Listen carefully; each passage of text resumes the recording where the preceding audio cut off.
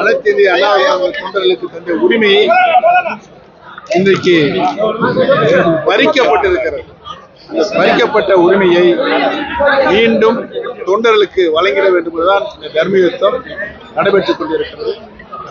தமிழகத்தில் இருக்கின்ற வருவாய் மாவட்டங்கள் வாரியாக இது மாதிரியான கூட்டங்களை நடத்தி கொண்டிருக்கின்றோம்.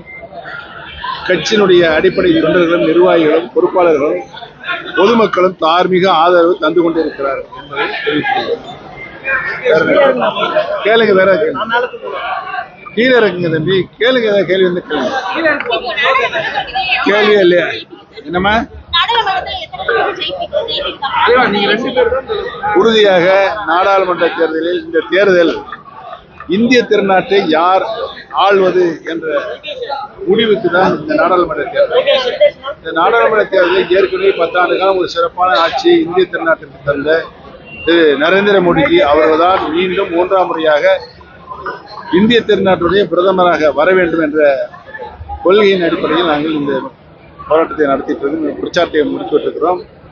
கூட்டணி அமைத்து போட்டியிட இருக்கிறோம். உறுதியாக பாரதிய ஜனதா கட்சியுடைய தலைமையில் உருவாகிற அந்த கூட்டணி உறுதியாக வெற்றி பெறும்.